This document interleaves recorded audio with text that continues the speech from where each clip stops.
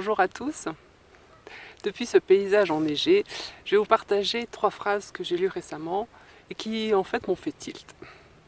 Alors les 2 premières phrases sont des questions et je vais vous les soumettre et prenez le temps d'y répondre. Donc la première question est: aimez-vous votre corps? Donc vous pouvez répondre par oui ou par non. La deuxième question est: aimez-vous la terre? Ça y est, vous avez répondu. Et la troisième phrase est en fait une affirmation qui dit que ces 2 questions sont en fait une seule et même question.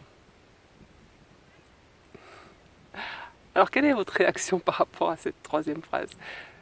C'est-à-dire qui dit qu'en fait, aimer son corps, c'est équivalent à aimer la terre. Donc on ne peut pas répondre oui à une question et non à l'autre en fait. Alors j'imagine qu'il peut y avoir 3 types de réactions face à ces 3 phrases. Certains qui vont dire non mais n'importe quoi, je sais quand même bien faire la différence entre mon corps et la terre. N'allons pas plus loin, j'ai compris, c'est pas pour moi. La deuxième réaction peut être en fait une non-réaction, c'est-à-dire bon ben je vois pas trop l'intérêt, ça me semble pas intuitif, je ne comprends pas, donc bon peu importe, je ne tilte pas. Et la troisième réaction peut être waouh, mais c'est génial, oh, je comprends, mais ça me fait voir les choses complètement différemment. Et en fait, quand j'ai lu ces phrases il y a quelques mois, j'ai été dans la troisième catégorie de réaction, c'est-à-dire j'ai eu comme une révélation. Et cette révélation, en fait, je ne l'ai pas sentie au niveau intellectuel d'abord, c'est vraiment au niveau corporel. Et je pense que c'est une des premières fois où j'ai ressenti vraiment ça consciemment, où j'ai senti presque toutes les cellules de mon corps qui étaient en accord, en fait, avec ce qui était dit, avec ce que je disais, même si c'était au-delà de ma compréhension mentale. Ça peut paraître bizarre, mais il faut le vivre, en fait, pour le croire et peut-être pour l'intégrer. Et je dois avouer que peut-être il y a quelques années, j'aurais lu ces mêmes phrases et j'aurais pas été dans la troisième catégorie de réaction et j'aurais peut-être dit mais là franchement je comprends pas quoi. Mais donc la première réaction que j'ai eue, ça a été non pas de la compréhension intellectuelle, je répète bien, mais vraiment une intégration, comme une intégration immédiate au niveau corporel. Donc je vais vous retrouver dans quelques instants à l'intérieur pour quelques pistes de réflexion autour de ces 3 phrases et je vous laisse juste quelques secondes avec ce paysage enneigé.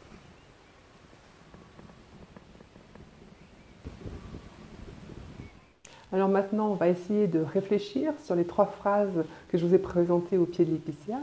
Je vous rappelle l'idée, c'est que les 2 questions « Aimez-vous votre corps » et « Aimez-vous la terre » ne font qu'une seule et même question.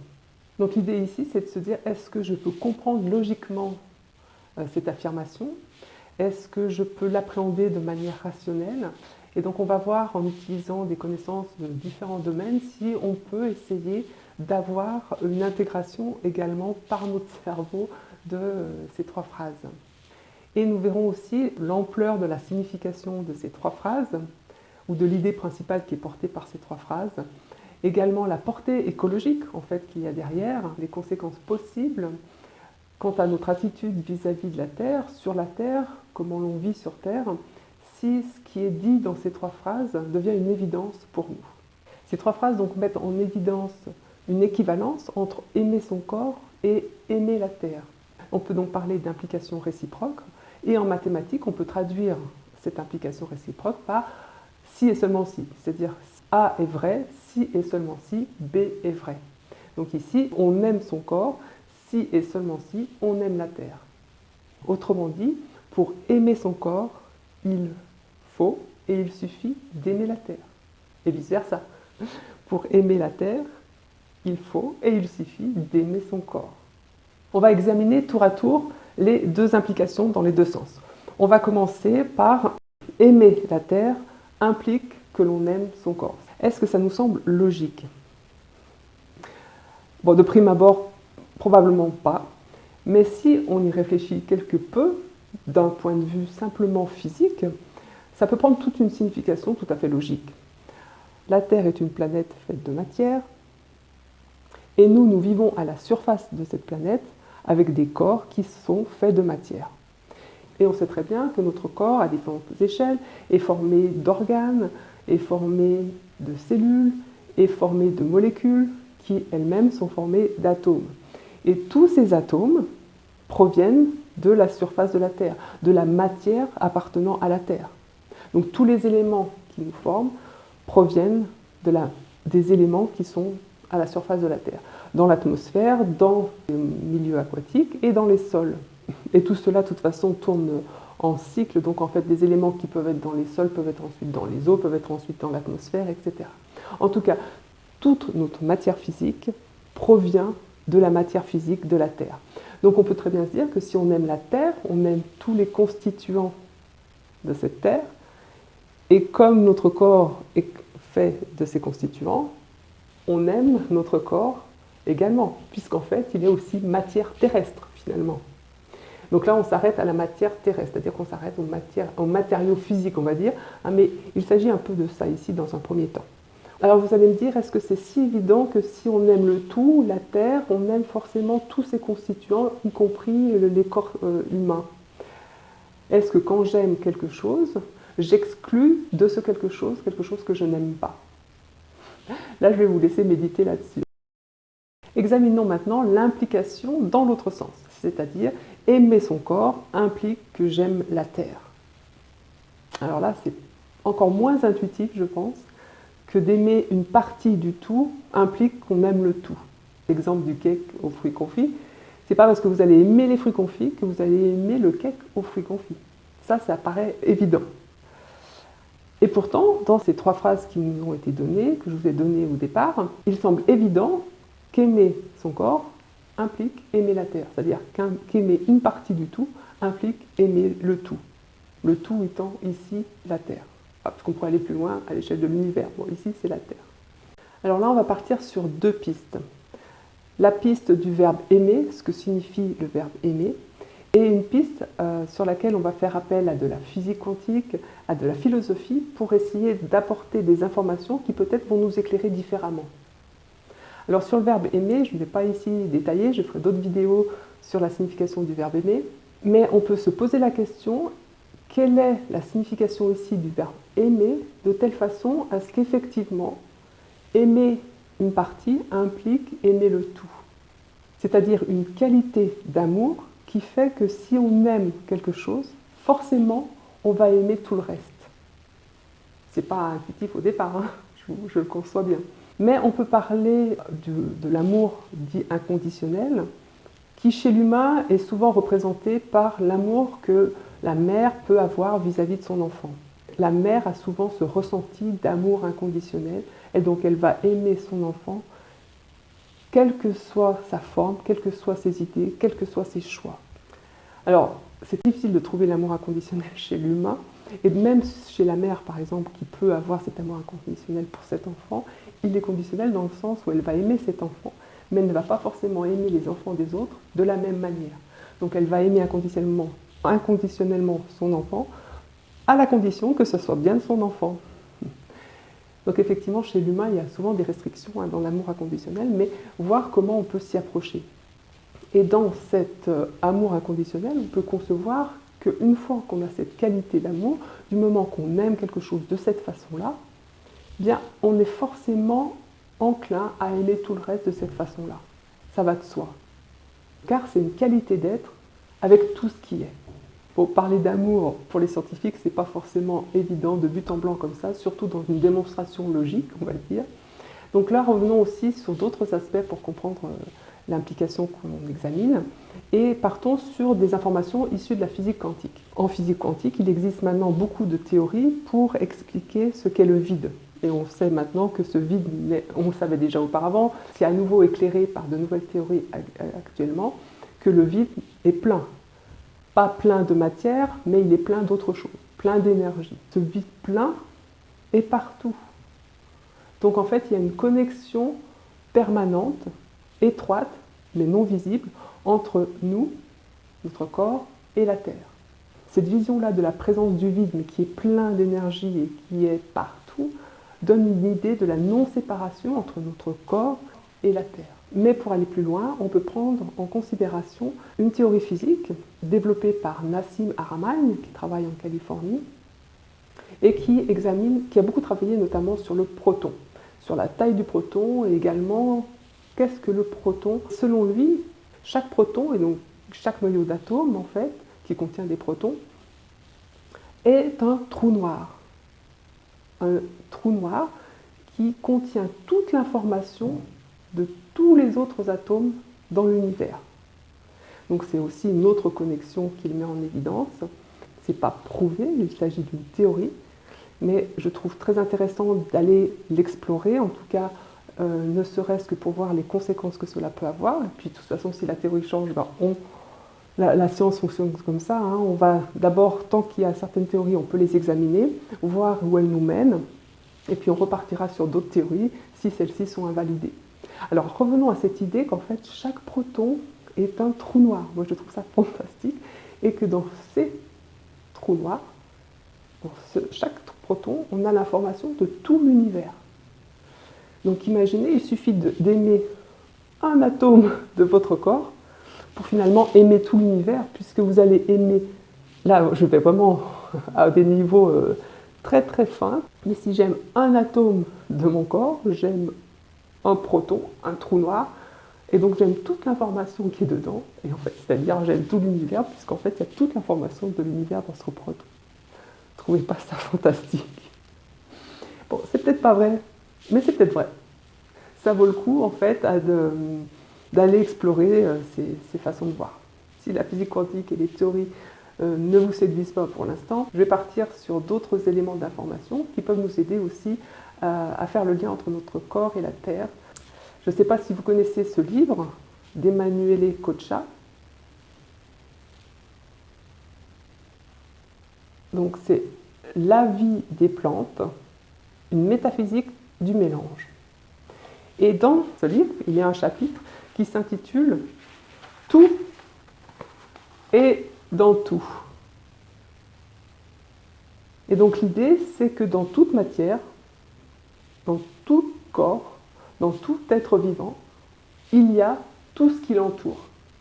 En fait, il n'y a pas de dissociation du coup entre ce qui nous entoure et ce qui est à l'intérieur de nous. Donc ça rejoint exactement la théorie dont je vous ai parlé juste avant en physique quantique, mais là avec une approche philosophique. On peut retrouver aussi cette idée chez certains mystiques en fait, qui font beaucoup de méditation et qui vont donc aller voir à l'intérieur, et donc ils vont plonger leur conscience à l'intérieur de leur propre matière, dans la matière de leur corps, et qui vont dire trouver à cet endroit-là l'univers tout entier, donc la Terre également. Et avec cette perspective-là, on peut comprendre qu'effectivement, aimer son corps implique aimer le tout, puisqu'en fait, dans son corps, dans notre propre corps, il y a le tout. Ce n'est pas forcément facilement appréhendable par notre cerveau, et je pense qu'il faut expérimenter, soit aller très loin et suivre les développements physiques et les comprendre, soit expérimenter par la méditation et voir ce que l'on peut ressentir effectivement en plongeant dans la matière de notre corps. En résumé, je vous ai donné des informations et des pistes de réflexion pour saisir, comprendre, ressentir le fait que aimer son corps est équivalent à aimer la Terre. Et oui, en ce qui me concerne, j'ai eu d'abord une validation, on peut dire, corporelle, au-delà du mental, et ensuite, comme j'aime bien comprendre, j'essaie d'avoir aussi une validation par le rationnel. Et nous avons fait appel à des informations issues de l'écologie, de la physique quantique, de la philosophie, de l'expérience de certains mystiques, pour comprendre et essayer de se dire qu'effectivement cette proposition semble vraie. Mais c'est à tout un chacun de la valider ou non selon sa compréhension et selon son ressenti. Ce qui m'attire également dans l'idée qu'aimer son corps est équivalent à aimer la Terre, c'est les conséquences, l'application, on va dire, au niveau écologique, dans le sens comportement avec notre Terre, avec l'environnement. Parce que, selon moi, aimer, que ce soit notre corps ou la Terre, signifie respecter. Quelque part, il y a le respect qui est derrière. Et donc, si aimer la Terre devient une évidence, alors on la respectera. D'ailleurs, si c'est lié à aimer son corps, on voit également les déviances parallèles entre ce qu'on peut faire avec notre corps et ce qu'on peut faire avec la Terre. On peut aller par exemple épuiser les ressources de son corps, la vitalité de son corps jusqu'à un burn-out par exemple au travail. Et on sait que les burn-out actuellement se multiplient. Et qu'est-ce qui se passe également en parallèle avec la Terre? On a une forte tendance très marquée à épuiser ce qu'on appelle les ressources naturelles issues de la Terre. Donc vous voyez, il y a un certain parallélisme entre comment on peut se comporter avec son corps et comment on peut se comporter avec la Terre. Et ce qu'on peut voir ici également, et qui est important pour moi, c'est le transfert d'échelle, c'est-à-dire qu'on peut passer de l'échelle de la sphère individuelle à la sphère planétaire. D'où l'importance de la personne. En fait, une personne qui va développer l'amour de son corps, et à voir ce que signifie amour, bien sûr, va développer l'amour de la Terre, et donc un comportement sur Terre qui sera respectueux. En ce qui concerne justement la place de l'individu, le rôle de l'individu, je vais vous citer une phrase de Emanuele Coccia dans le chapitre « Tout est dans tout ». Alors, il dit « Si le monde est dans tous ses étangs, étant E-T-A-N-T-S, cela signifie que tout étant est capable de transformer radicalement le monde. En peut-être plus clair, chaque être sur Terre, donc chaque être humain, peut, par son attitude, changer radicalement la situation à la surface de la Terre ou dans le monde.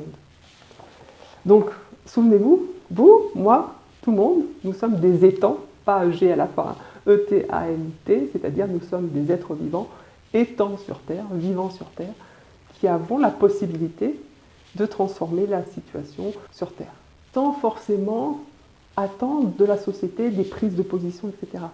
C'est-à-dire que ça, c'est un niveau d'action, au niveau de la société, des règles, etc. Mais il y a aussi un travail, si on peut appeler ça un travail aussi à l'échelle individuelle qui est possible. Et ce travail est quand même fabuleux, puisque là, ce qu'on nous propose, c'est d'aimer son corps. Donc a priori, c'est plutôt valorisant, c'est plutôt sympa. Là encore, c'est à voir ce que ça veut dire aimer. Il ne s'agit pas d'égocentrisme ou de narcissisme, mais il s'agit d'une qualité d'aimer, inconditionnelle, on va dire, son corps. C'est-à-dire, quelle que soit sa forme, quelle que soit son évolution, quelle que soit sa dynamique, quelles que soient ses faiblesses, quelles que soient ses qualités. Ainsi, si on travaille, entre guillemets, sur aimer son corps de cette façon-là, forcément, il y aura des répercussions sur la planète, à l'échelle de la planète. Vous ne trouvez pas ça merveilleux?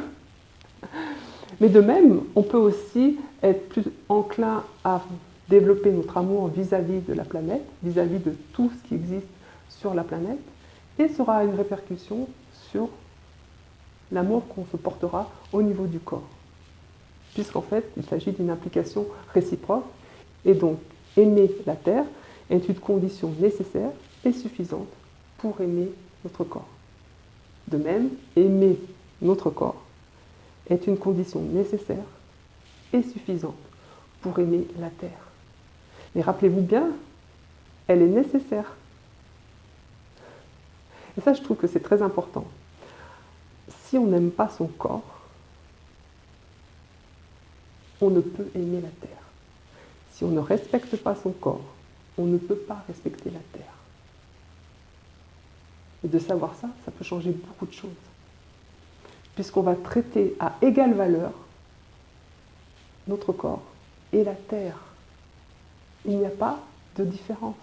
CF, les démonstrations, j'ai essayé de vous faire un peu avant, mais vous pouvez compléter aussi par vos propres informations, par vos propres réflexions, toute cette démonstration. Et puis aussi par votre vécu. Je vous confie un petit exercice si vous le souhaitez. C'est de voir comment vous pouvez davantage aimer votre corps. Et le fait que vous réussissiez dans ce sens-là et que vous sachiez qu'en fait ça va avoir forcément des belles répercussions au niveau de la planète, c'est quand même sympa. Alors aimer son corps, ça ne va pas falloir forcément dire mettre une crème sur la peau. Ça peut vouloir dire ça. Ça peut passer par là. Ça dépend avec quelle intention, avec quelle attention, avec quelle conscience, avec quel objectif vous passez cette crème. En tout cas, je pense que ça passe aussi par un travail profond qui peut passer par la crème, mais qui doit aller plus profondément pour trouver le cœur de votre être, car il s'agit de trouver l'amour qui est forcément dans le cœur.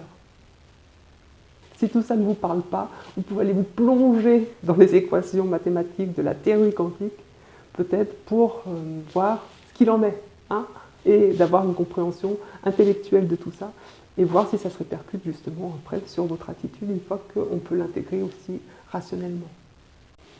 Bon, je termine par une dernière citation d'Emanuele Coccia. Tout est dans tout et rien ne peut se séparer du destin du reste. Ciao!